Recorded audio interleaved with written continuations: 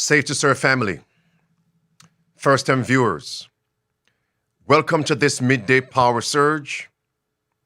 And today, by God's grace, we're going to receive substance, a message that will continue the work of revival and reformation in our hearts. As a people, we have been called to receive, live, and present the everlasting gospel found in Revelation chapter 14, verse 6 through verse 12, to make ready a people for the second coming of Jesus Christ. The third angel, verse 9 through verse 12 of chapter 14 of Revelation, it warns, if any man worship the beast, his image, and receive his mark, that individual, those people will receive the second death, from which there's no return, fire and brimstone. And we understand the mark of the beast begins right here in the United States of America. So as a watchman on the walls of Zion, I need to be analyzing the current events to understand the fast approaching impending conflict. And today I'm going to share with you current events that confirm the mark of the beast is nearer than many individuals believe. And in chapter 13 of Revelation, verse 11 through verse 18, this is Protestant America that will enforce the mark of the beast first. And the Bible says this America, depicted as a beast with two horns like a lamb, will one day speak as a dragon. That dragon's voice is Satan. And what does Satan want? He said to Christ in Matthew chapter 4, the third temptation, all these things will I give unto you if you fall down and worship me. So in America, there is going to be a law to force people to worship, or else they can't buy or sell. Worship, or else you'll be killed. And that is going to be Sunday worship by law. For this to happen, the liberties, the freedoms enshrined in the U.S. Constitution must be made null and void. And that is what's happening right now. First, they came for Muslims. Seventh-day Adventists are next. Sabbath keepers are next. And now we're seeing that church and state leaders are stripping away our rights enshrined in the U.S. Constitution.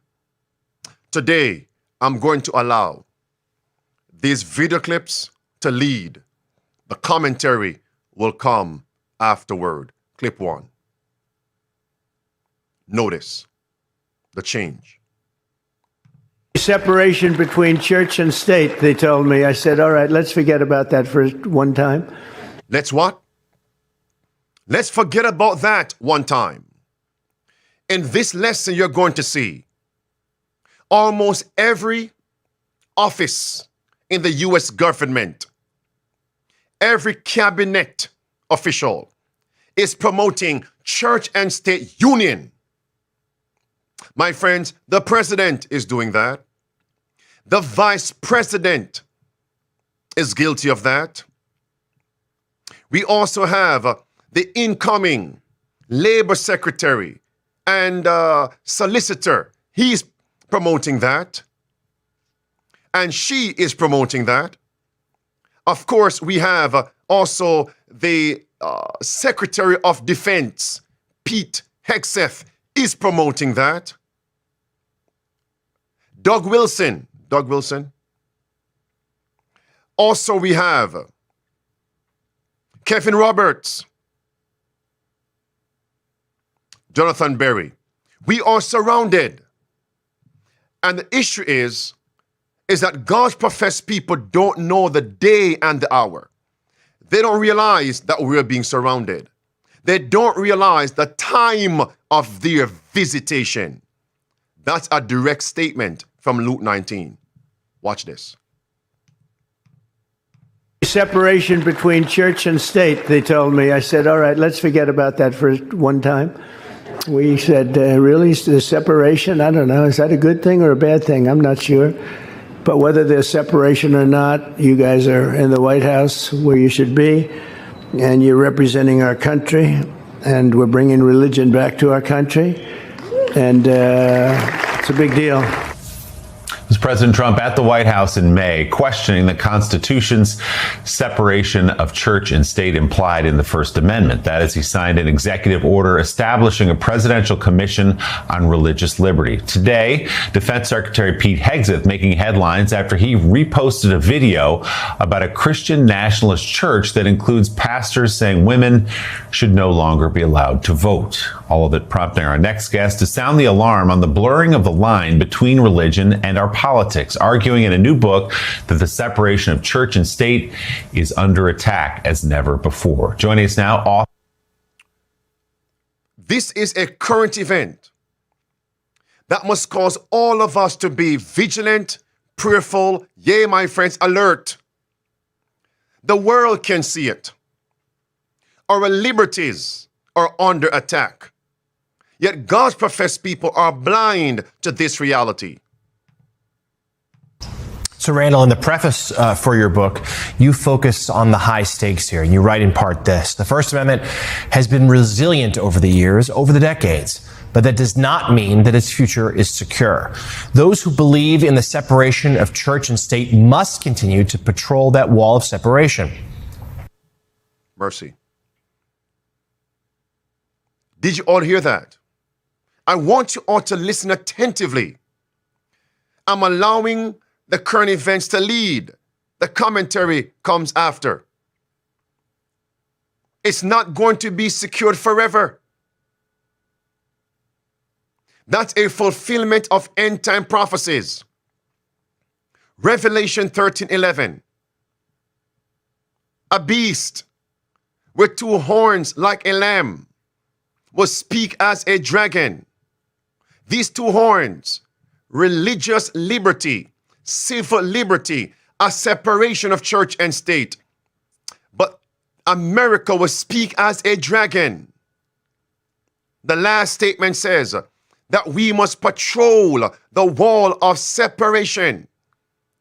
The wall, and by God's grace today, I take on this label as a watchman on the walls of Zion.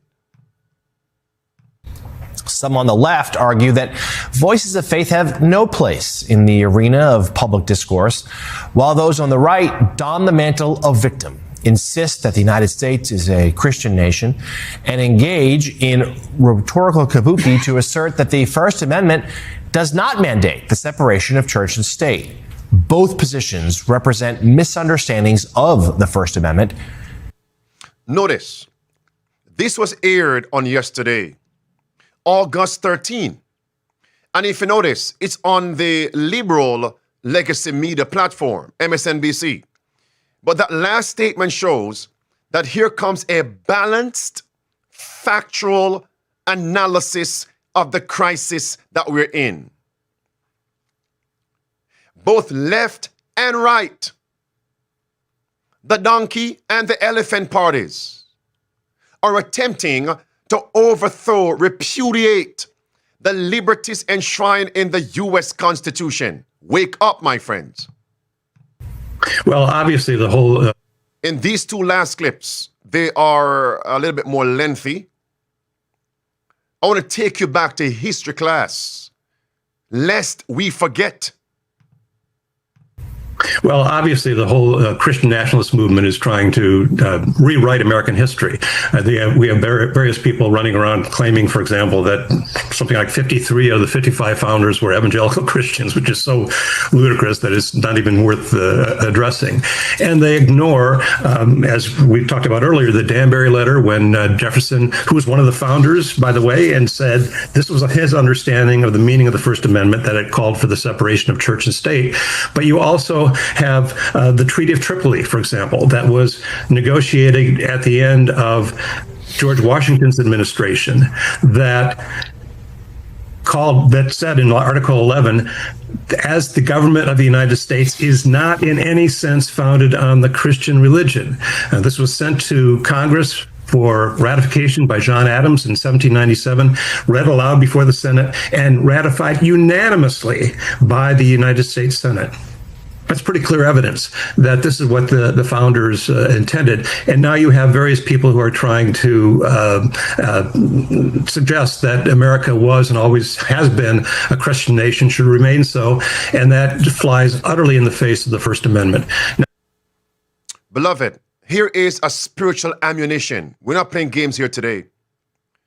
If you ever have this dialogue and someone says to you, America is a Christian nation, and they're leaning towards Christian nationalism, Project 2025, they uphold those policies. Slap them in the face rhetorically, symbolically with these words. So much so they have to back up with the impact of these words. If America was and is a Christian nation, then it must be based on the Bible, the words of Christ. Where in the Bible does Christ promote church and state union? Post Israel calling for a king to be like other nations. Can't find that. Can't find that. So if America is a Christian nation, Jesus Christ says in Mark and Matthew, Romans 13, Mark 12, Mark 13, render unto Caesar, Caesar's. Render unto God the things which are God's. Church and state are separate. If America is a Christian nation, that's the policy they must champion. But it's evident that those who are calling America a Christian nation are going against the principles of Christ. So in one breath, America is a Christian nation, but by their rhetoric and their actions, America is an anti-Christian nation. Let that sink in. Use those words as an uppercut, a knockout blow. Playtime is over. It was ratified by the states by 1791 as the First Amendment in the Bill of Rights, and so it had clear support from a majority of the founders. Now there are a couple of founders who probably wanted to go a little bit further in terms of designating Christianity as the established religion, and that showdown really occurred in Virginia. That's when Patrick Henry, the governor of Virginia, proposed legislation before the assembly that would have designated generic Christianity, not, for example, Presbyterian or Baptist or Anglican, but simply generic Christianity. And that bill was headed for passage. But James Madison understood the perils of that. He was able to delay vote on that until he published his memorial and remonstrance, arguing for the utility of keeping these two entities separate. The bill was defeated, and then, of course, you have the Virginia Statute of Religious Freedom that followed thereafter, drafted by Thomas Jefferson. Beloved, that's history class. Pastor, we came from midday power surge, but you gave us a history lesson. This controversy is not going anywhere. And all of us, as long as we are in the public square, will one day have to give a reason. Let me pause you right there. We'll have to actually state what we believe on this controversial issue. Do you have your talking points ready? Based on Bible and U.S. history? Come on now. So pause this video, bookmark it, download it, rewatch it, gather up more factual statements from history and the scriptures, and be spiritually armed to fight manfully the battle for Christ against the Antichrist. All right, friends. Now, let me address Doug Wilson. Don't think I put that statement there because I'm wasting your time. First, they came for the Muslims. First, they banned Muslims. Next, seventh-day Sabbath keepers. First, they persecuted Muslims.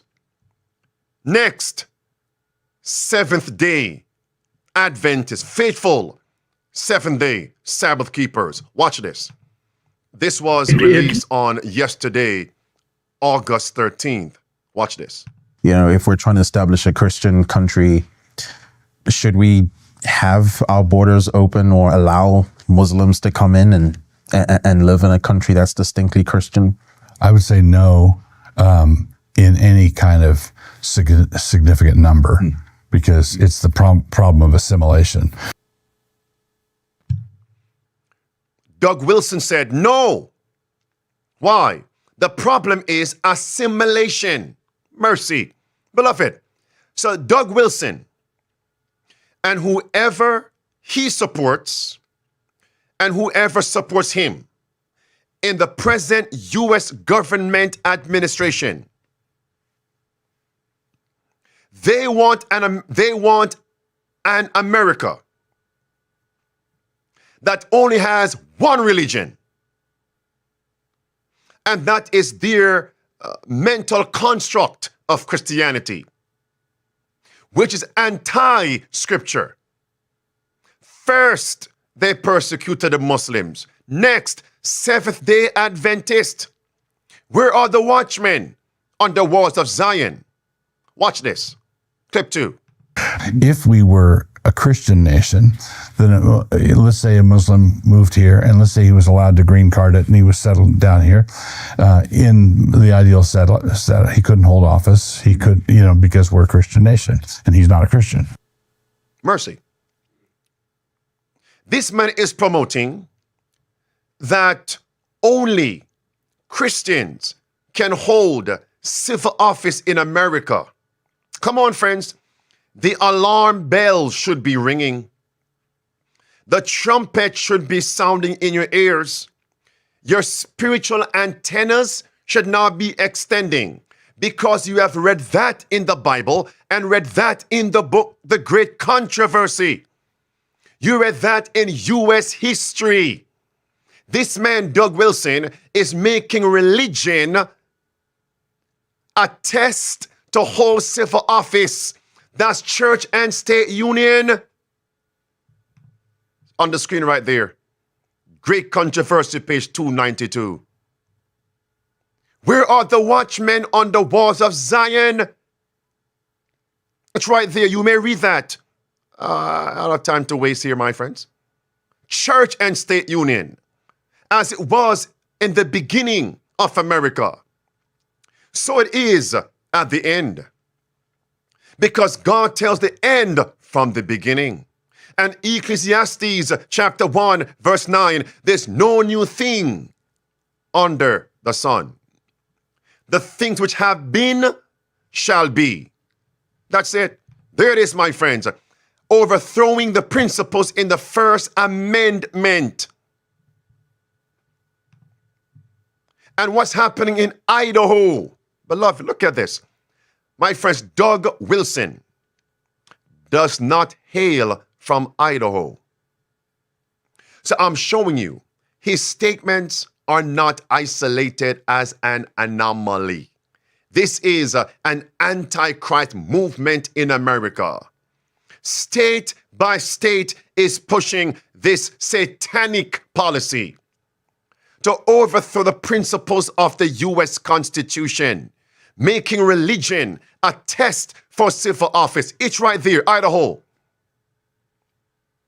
Implementing religious test for public office. Declaring Idaho a Christian state that destroys Article 6 of the U.S. Constitution. The words in the red box. I won't spend time reading that. I've done so before. Allow me to move on, friends. The crisis is here. What's going to happen when I make the connection with what Doug Wilson is promoting and the cabinet secretaries, leaders of the present U.S. government administration. Now you're seeing the same Antichrist movement is happening at the state level and at the federal level in America. We're being surrounded. We're the watchmen. It's time to implement Safe to Serve, SDAs. The 5 keys of survival.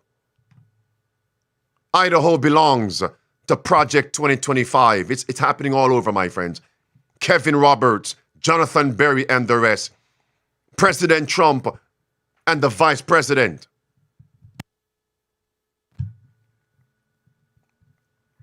There it is.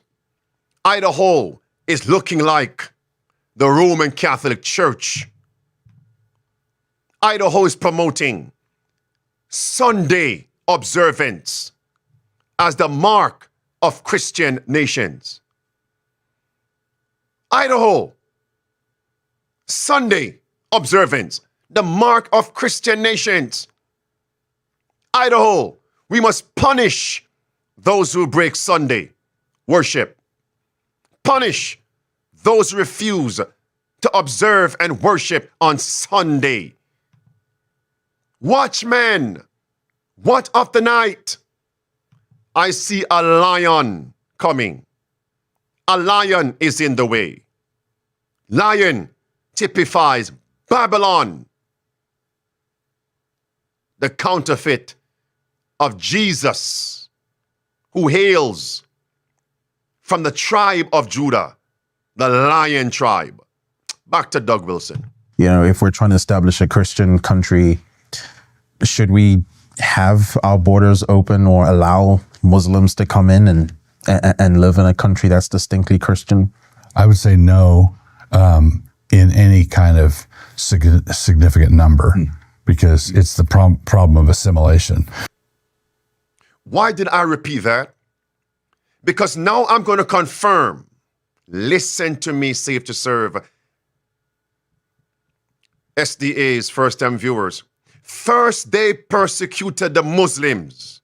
Next, Seventh-day Adventists. Don't take my words for it. You might think I'm making this up. Here is a lawyer, attorney, congressman, Ellison. Here is Ellison. Listen. Label, but it is a religiously based ban, which is something that our Constitution says Congress shall make no law establishing a religion or abridge the free exercise thereof. This is a violation of equal protection. It is a religiously based ban. If they can ban Muslims, why can't they ban Mormons? Why can't they ban Seventh-day Adventists? Why can't they move into ethnic groups? But maybe you all missed that. But in that long clip, what was the issue? Trampling upon the rights enshrined in the U.S. Constitution. That's the issue. First Amendment. And then if they can ban Muslims, next, they'll ban Seventh-day Adventist. That congressman is not a Seventh-day Adventist. Listen again. Ban. If they can ban Muslims, why can't they ban Mormons? Why can't they ban Seventh-day Adventists? Why can't they move into ethnic groups? But it's coming. The watchmen on the walls of Zion, where are you? To give the trumpet a distinct sound. Get ready. Remain ready. Get others ready before it's too late. Yet what are the majority of SDAs, children, youth, adults, leaders, and laity now gathering in Orlando, Florida doing? They're having a merry time at the Beta Youth Congress convocation in worldly music, worldly worship, false teachings, while we are being surrounded. Where is our burden for souls? I can just relate this to Babylon. In Daniel chapter 5, when the Medes and Persians surrounded Babylon, when they blocked the channel of that river, the Euphrates, diverted the water, they surrounded the city of Babylon. What was the king doing inside? With his men, leaders, laity, and people, they were having a good time in fun, frivolity, frolic, and frenzy, in foolishness, not knowing that very evening, that very night, they would fall and souls would be lost. We're so close to the mark of the beast. Yet what's happening among SDAs? We don't know the time of our visitation. I've been focusing on Doug Wilson. Here he is, on the screen, preacher, big and bold. As you can see, August 7th, this was posted by whom? Pete Hegseth. Who is he? Defense Secretary. Defense Secretary, presently. And as you can see, he posted this of Doug Wilson. And this has 5.3 million views. Let that sink in. He is endorsing what Doug Wilson believes, my friends. You know what? You haven't seen it yet. Let me say it this way. I'm not going to reiterate everything Doug Wilson said previously, but he's calling for a religious ban. In short, he's calling for an America that only has the version of Christianity, and any other religion and any other version of Christianity must be subservient, must be slaves to them, the puppet masters. And who is promoting Doug Wilson's rhetoric? Pete Hegseth. Who is he? Defense Secretary. So if the church, come on, preacher, if the church leaders are promoting dominionism, Christian nationalism, promoting Satanism, promoting anti-Christianity, the church is doing that. They need the arm of the state to accomplish it. Does it make sense now? And which cabinet director is this? Defense Secretary. That's the connection. That's the connection. Who is next? Homeland Security? To promote Doug Wilson's rhetoric? Here is Doug Wilson. Wake up, my friends. Christchurch senior pastor Doug Wilson makes no apologies for his beliefs on God and country. I'd like to see the town be a Christian town. I'd like to see the state be a Christian state. I'd like to see the nation be a Christian nation. I'd like to see the world be a Christian world. And now Wilson. Mercy. So from state to federal level to the world, that right there should extend your spiritual antennas. Because what are we told in inspiration? The mark of the beast begins where? In America, then where? It goes to the world. That's it. That's it right there. And it begins at the state level. Think about this. It can't be a federal mandate if the states don't go along with it. Because to some extent, states have autonomy. State by state, federal level, then global. Now, that's Doug Wilson. He doesn't sway the same clout as Kevin Roberts of Heritage and Project 2025. And Kevin Roberts is on record stating they have their tentacles in every state in America, the federal government, and in state capitals around the world. I have shown you his statements on record. Make America great again and make Europe great again. Back to Doug Wilson and Pete Hegseth. Watch. And now Wilson's controversial views as a Christian nationalist are gaining sway in the nation's center of power with the recent opening of his new church and high-profile parishioners like Defense Secretary Pete Hegseth. That's Pete Hegseth walking in the church. What's that, pink shirt? Don't tell me it's Simon. Pink. Men don't wear pink. Move on. Is planting a church in D.C. part of your mission to try to turn this into a Christian nation? Yes. So every society is theocratic. The only question is who's theo? In a secular democracy, it would be demos, the people. In a Christian republic, it'd be Christ. Well, what would you say to someone watching this to say, look, I'm a Muslim. Who are you to say your worldview is better than mine, that your God is better than mine? Well, if I went to Saudi Arabia, I would fully expect to live under their God's rules. But you said earlier that you want this to be a Christian world. Yes. So you want to supplant their religion with your Christian. Yes, by peaceful means, by sharing the gospel. There's a lot of work yet to do. I believe that we are working our little corner of the vineyard. Wilson's little corner. Those are some bold statements. Bold statements.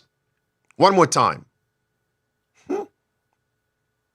They want to supplant every nation, every religion with American superiority and America's version of Christianity. That is a fulfillment of end-time prophecies. The whole world will be given over to Satan in false worship. Not a Friday law, but a Sunday law.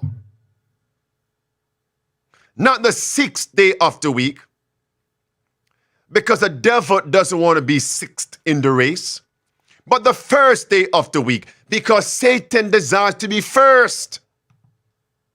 If they can ban Muslims, why can't they ban Mormons? Why can't they ban Seventh-day Adventists? Why can't they move into ethnic groups? The host asked him, but since you said Muslims, are you going to subvert the Muslims to conform to your version of Christianity? He said yes. Yes. Wink, wink, by peaceful means. Wink, wink, by what? Come on now. This is dangerous rhetoric. If they can come for Muslims, who's next? Hold on. You just heard the man said, it doesn't matter what country, what nation, let me use nation, whatever their religion is in those nations, they must accept our version of Christianity. Well, what about denominations? Denominations, whatever your denomination is, you must accept our version of Christianity. How precious. And now there's a monthly prayer service at the Pentagon, initiated by Hegseth, Wilson's highest level connection to the administration. It's not organizationally tied to us, but it's the kind of thing we love to see. For his part, Hegseth has publicly praised Wilson. Now we're standing on the shoulders of a generation later. The Doug Wilsons and the others. Wilson's influence spans the globe with more than 150 churches. It's the same Pete Hegseth that's calling for a revolution to making Christ the King in America. Their version of Christianity, same Pete Hegseth. Do you realize how Doug Wilson is linked to Pete Hegseth? And then you have Kevin Roberts, linked to the vice president and President Trump. It's all connected. We are surrounded. Here he is. If we're going to actually really affect real change in the country, it will require us completely replacing the existing ruling class with another ruling class. I say that knowing and hearing myself, it sounds really hard. So replacing the present ruling class with another ruling class. What is the name of that ruling class? He would tell you it's conservatives. In other words, making a religious test for civil office. That's it. Only church leaders can hold civil office. Here he is, J.D. Vance. You know, you actually just, I think, go down American institutions and make it possible for conservatives to actually govern and succeed in these institutions in a way where they're currently cut out. Beloved, first we are told they'll begin with the law of attraction and then the law of persecution.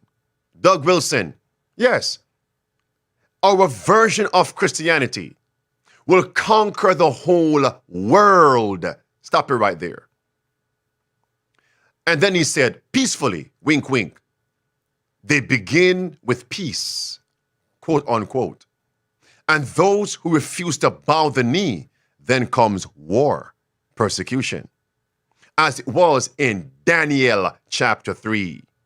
Go read that. Secondly, which religion,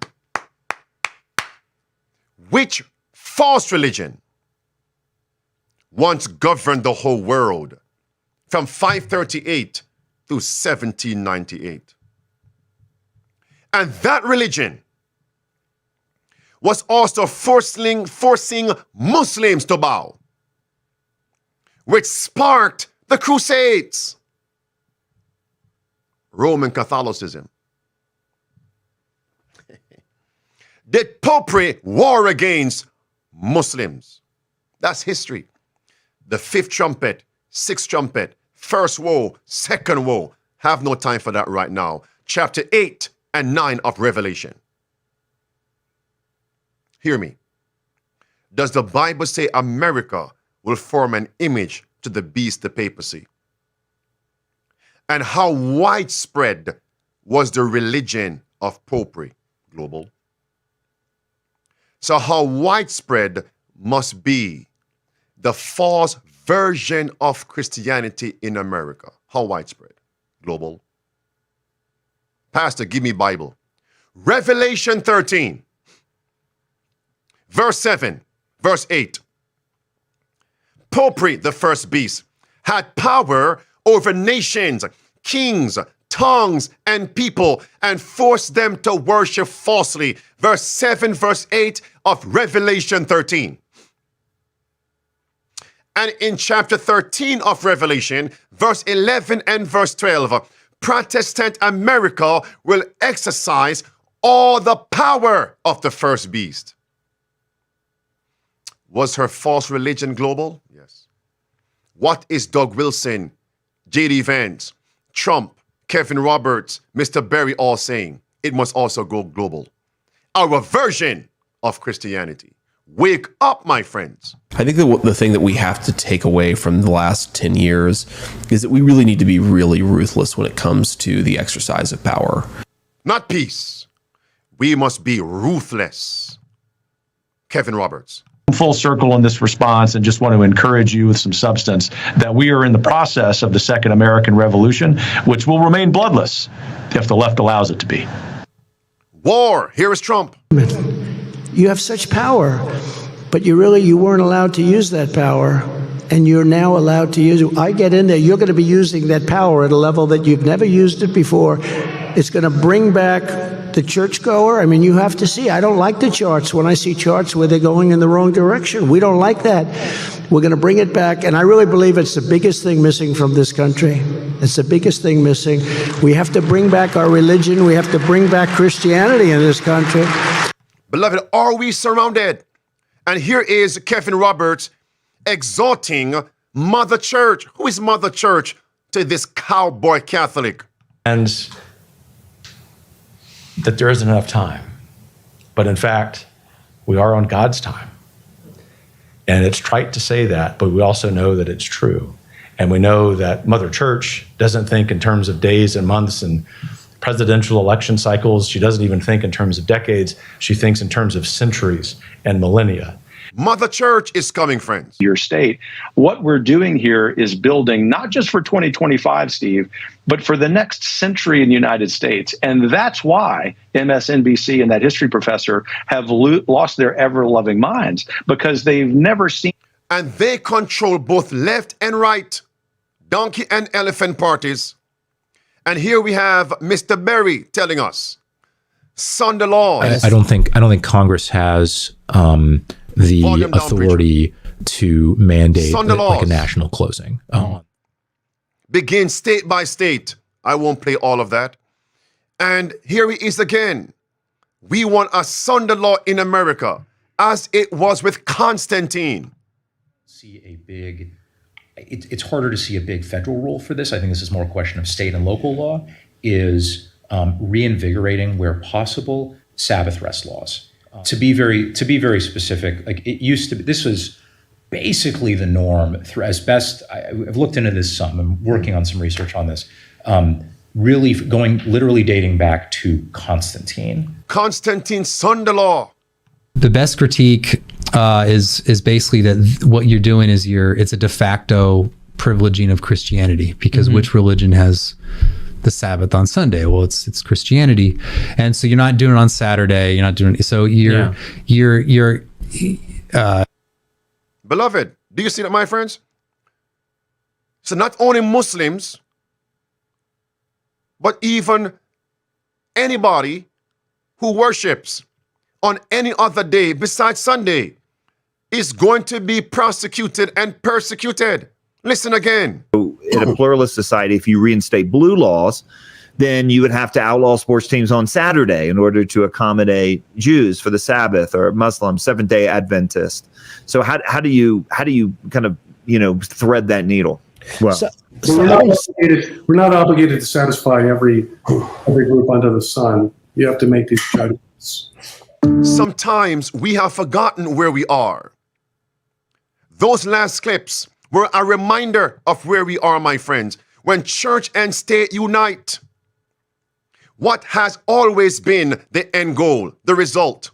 When the founders talked about separation of church and state, they had a historical context that we really lack. Reverend Eddie Hyatt, author of Pilgrims and Patriots. Church and state was merged together, and the church used the power of the state to enforce its doctrines and practices. He says certain governments used deadly force against dissenters who wanted to worship in their own way. Those people were persecuted, burned at the stake. Some had their tongues cut out. The founders did not want that kind of Christianity. Mercy, my friends. Do you know what time we're living in? Solemn times. Have you ever wondered how these statements in the Bible and in the spirit of prophecy would ever be fulfilled? We're told those who honor the Bible Sabbath will be denounced as enemies of law and order. Prosecution is coming. Persecution is coming. They will attempt to ban us from America. It's right there, friends. And the rhetoric, the statements, and the actions from this administration, state leaders, church leaders, all show now that these statements from Bible and spirit of prophecy will be fulfilled, and will be fulfilled soon. It's time, my friends. You can pause the video and read those statements. I've covered them before. They'll attempt to blot us out from this world, root us out of America. Our only hope is in the mercy of God. Our only defense will be prayer. In Luke chapter 19,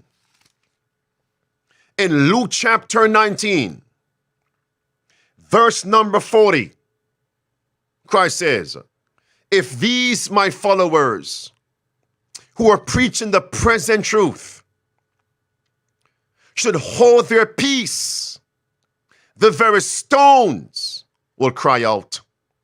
Watchmen, blow the trumpet.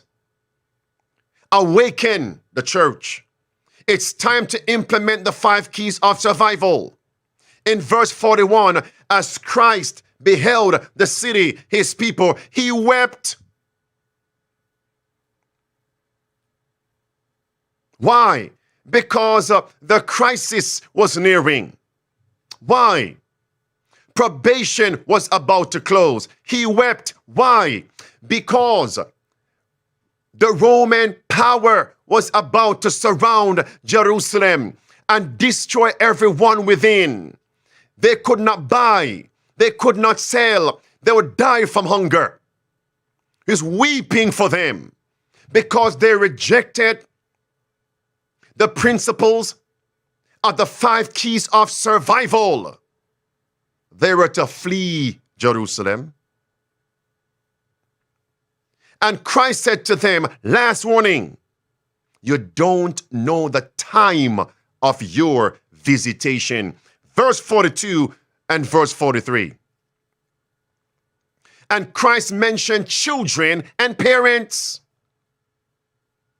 When Babylon comes in the previous sense of the Roman Empire, they will lay thee even to the ground with your children. You'll perish. You know not the time of your visitation. And verse 44 and verse 45, Christ walked into the temple and cleansed the temple. Do you know why? Many reasons. Why? 1, because the priests, the rabbis, Pharisees, scribes, Sadducees were not preparing the people for the close of probation, the signs of the times, the work of spiritual preparation and practical preparation. He cleansed that temple the second and final time. What's happening right now, friends? Christ is weeping because that scene is being repeated. The church leaders are not preparing the people. And praise God for Midday Power Surge. At this time, I want to bring in my guest singer, Chanelle Buchanan, who's going to call in right now and sing a song because we need this song. Because song is indeed a weapon. Song is indeed a weapon that we can always use against discouragement. And while these current events drive fear in our hearts, these current events may cause us to tremble. There's still hope in Christ. For most of us, it's not too late. It's not too late to get ready. The signs are here. All right, my guest singer, Chanelle, what song has God laid upon your heart to sing to him and to bless his people right now? Yes, I'll be singing Signs of the Times as you have been repeating often in today's Power Surge. You may proceed, my sister. Years of times have come and gone since I first heard it told that Jesus will come again someday.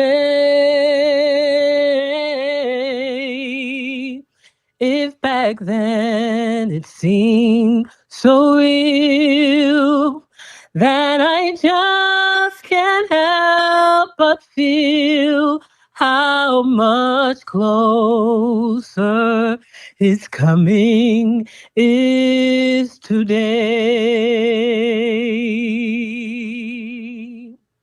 Signs of the times are everywhere.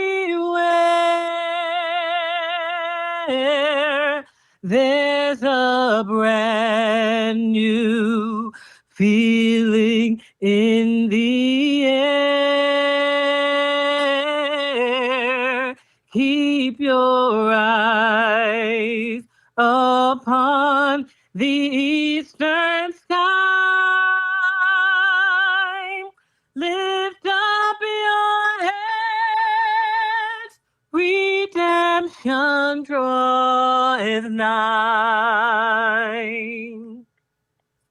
Wars and strifes on earth and rules our land. Still some people doubt he'll ever come again. Oh, but the word of God is true. He'll redeem his chosen few. Don't lose hope. Soon Christ Jesus will return. Oh, signs of the times are everywhere. There's a brand new feeling in the air. Keep your eyes upon the eastern sky. Lift up your heads. Redemption draweth nigh. Keep your eyes upon the eastern sky. Lift up your heads. Lift up your heads. Lift up your